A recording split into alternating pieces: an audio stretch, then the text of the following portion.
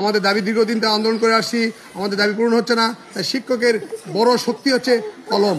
এই কলম সমর্পণের জন্য আমরা শাহবাগ চত্বরে জন্য উদ্দেশ্য রওনা দেই এবং শাহবাগ থানার সামনে আমাদেরকে ব্যারিকেড দিয়ে পুলিশ আমাদের পথরোধ করে।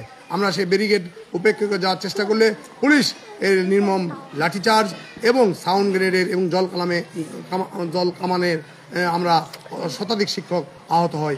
আজও তারা হাসপাতালে এবং বিছানায় অসহ্য যন্ত্রণায় কাতরাচ্ছে। সেই সব আহত সহযোদ্ধাদের সংগ্রামী সেলুট জানাচ্ছি, সংগ্রামী শুভেচ্ছা ও আন্তরিক মোবারক জানাচ্ছি এবং সকল সহকর্মী সহযোদ্ধাদের জানাচ্ছি আমার অন্তঃস্থল থেকে এবং হিন্দা সরকারি প্রাথমিক বিদ্যালয় এবং প্রাথমিক শিক্ষক দাবি বাস্তবায়ন পরিষদের পক্ষ থেকে সংগ্রামী সালাম, আসসালামু আলাইকুম এবং হিন্দু ভাইদের প্রতি হলো আদাব। এবং আমি আজকে সকালে লাইভে আসার বিষয় যে আজকের যে কর্মসূচি, আজকে আমাদের কর্মসূচি, আমাদের চলমান কর্মসূচি আওতায় আমরা পূর্ণ দিবস কর্মবিরতি পালন করছি এবং পরীক্ষা, সারা দেশে যে পরীক্ষা তৃতীয় বার্ষিক মূল্যায়ন চলছে, তৃতীয় প্রান্তিক মূল্যায়ন চলছে, সেই তৃতীয় প্রান্তিক মূল্যায়ন পরীক্ষা আমরা সহকারী শিক্ষকরা বর্জন করব। তবে আমরা পরীক্ষা প্রতিহত করব না, আমরা পরীক্ষা প্রতিহত করবো না। সম্মানিত সহযোদ্ধাবৃন্দ, সহকর্মীরা, আমরা পরীক্ষা প্রতিহত করবো না, আমরা পরীক্ষা বর্জন করবো আমরা সহকারী শিক্ষক। সুতরাং পরীক্ষা যদি আমাদের সম্মানিত প্রধান শিক্ষকগণ নিতে পারে, সেখানে আপনার কোনো প্রতিবন্ধকতা তৈরি করবেন না।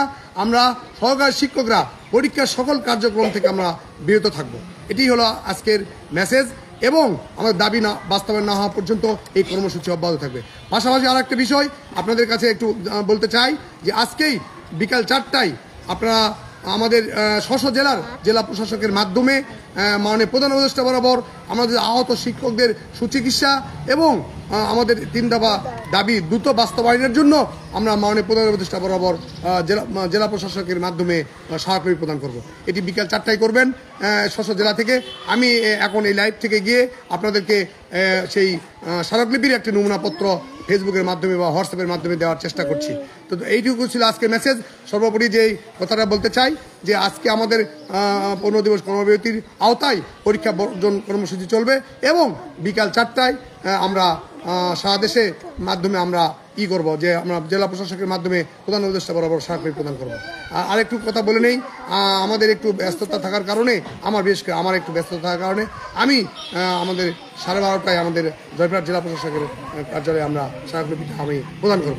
তো আমাদের একটু ব্যক্তিগত একটা সমস্যার কারণে এই কাজটি আমাকে ব্যক্তিগতভাবে করতে হচ্ছে। তো এই জন্য আপনাদের কাছে আহ্বান জানাচ্ছি, আজকে আপনারা সবাই স্মারকলিপি প্রদান করবেন এই আহ্বান জানাচ্ছি এবং আমাদের চলমান কর্মসূচি অব্যাহত রয়েছে এবং পরীক্ষা বর্জন কর্মসূচি অব্যাহত রয়েছে। তবে পরীক্ষা প্রতিরোধ করবেন না আপনারা, আপনাদের কাছে অনুরোধ, পরীক্ষা প্রতিরোধ নয়, আমরা পরীক্ষা বর্জন করছি।